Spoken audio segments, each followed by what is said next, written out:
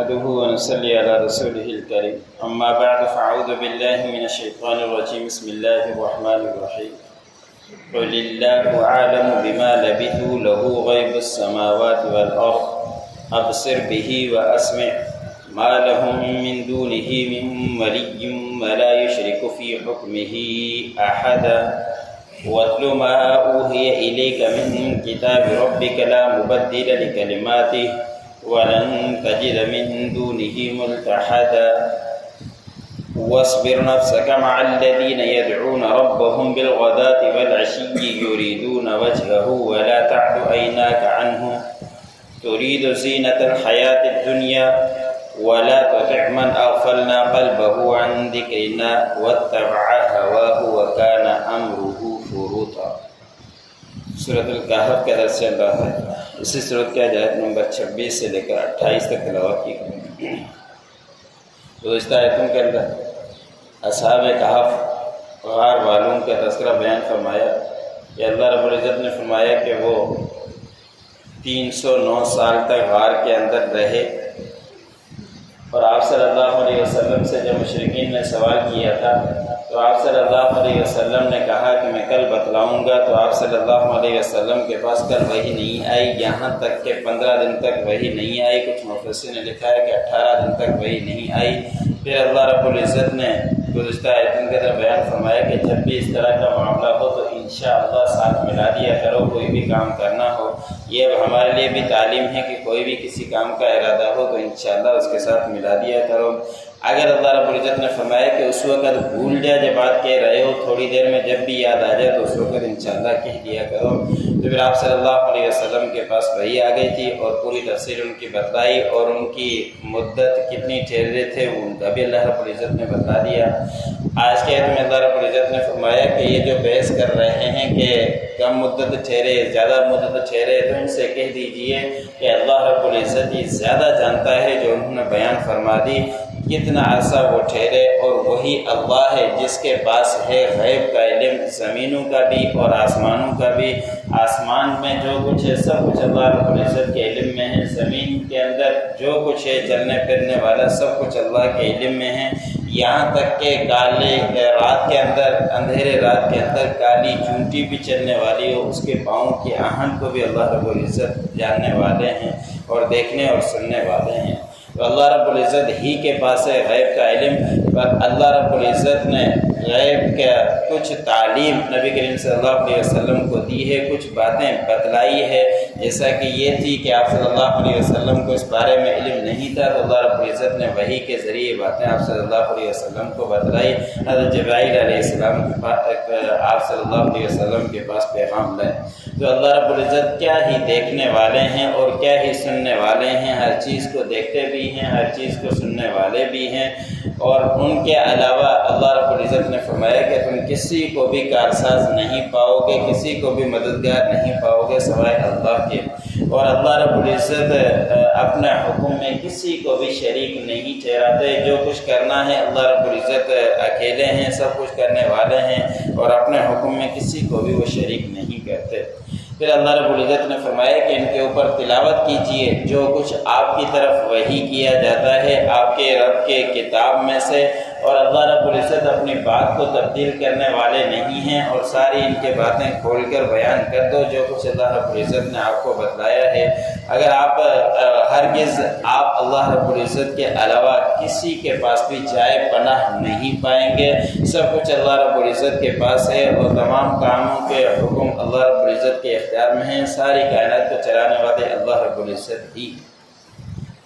اگلی آیت کے اندر خاص شان نزول ہے کہ آپ صلی اللہ علیہ وسلم کے پاس مکے کے مشرکین کے سردار کچھ نمائندے بن کر آ گئے، اور آپ صلی اللہ علیہ وسلم کے پاس پہنچے۔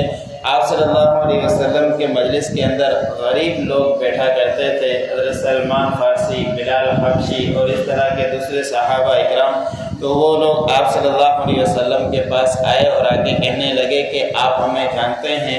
آپ صلی اللہ علیہ وسلم نے فرمایا کہ اچھی طرح آپ لوگوں کو جانتا ہوں، پھر انہوں نے کہا کہ ہماری دلی خواہش ہے کہ ہم تعلیم سیکھیں، آپ کی مجلس میں بیٹھیں، لیکن یہ بات ہمیں گوارا نہیں کرتی کہ آپ کی مجلس میں غریب غربا لوگ بیٹھے ہوئے ہوتے ہیں، مالدار لوگ ہیں، ہمیں یہ گوارا نہیں کہ ہم ان کے ساتھ مجلس کے اندر بیٹھیں۔ آپ ایک کام کر دیا کریں کہ ان کو مجلس سے اٹھا دیا کریں، جب ہم آ جائیں تو ہم بیٹھ جایا کریں گے تاکہ یہ نہ ہو اور ہم آپ کی باتیں سنیں۔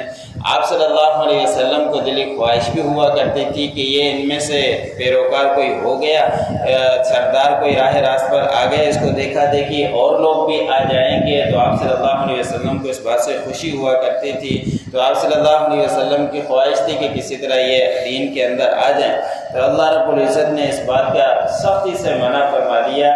یہ ایسا حکم تھا کہ اگر ایسا ہو جاتا تو آج کوئی بھی غریب اپنے آپ کو اس کو قریب نہیں آنے دیتا، اور یہی کہتا کہ نبی کریم صلی اللہ علیہ وسلم کی سنت ہے کہ نبی کریم صلی اللہ علیہ وسلم نے غریبوں کو مجلس سے ہٹا دیا تھا، اس لیے ہم بھی ہٹا دیں گے، ہم صرف امیروں کو ہی اپنے پاس بٹھائیں گے۔ لیکن اللہ رب العزت نے منع فرما دیا۔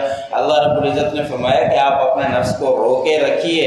جو لوگ آپ کے پاس سے غریب غربا آتے ہیں اور وہ اپنے پروردگار کو پکارتے ہیں صبح بھی اور شام بھی، آپ انہی کے ساتھ رہیے، ان کو چھوڑ دیجئے۔ اور یہ لوگ ایسے ہیں کہ اللہ رب العزت ہی کے خواہش کا ارادہ کرتے ہیں، اللہ رب العزت ہی کے ساتھ دل لگا کر بیٹھے ہیں، اور آپ اپنی آنکھوں سے ان کو مت ہٹائیے۔ کیا آپ چاہیں گے دنیا کی زندگی کے مالدار آ کے یہاں بیٹھ جائیں؟ ایسے ہرگز مت کیجیے۔